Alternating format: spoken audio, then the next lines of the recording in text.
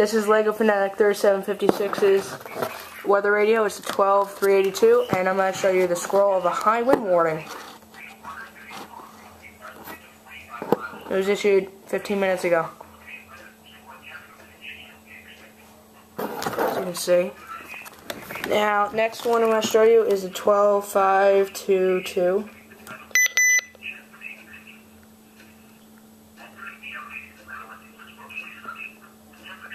Next is WR120.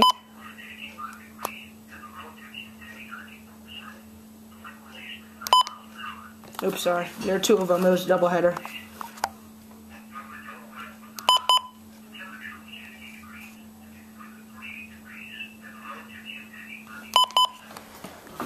Now, WR300.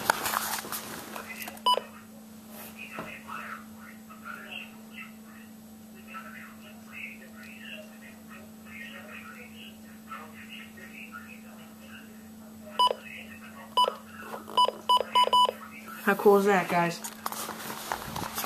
I'll just go back right over here for a second.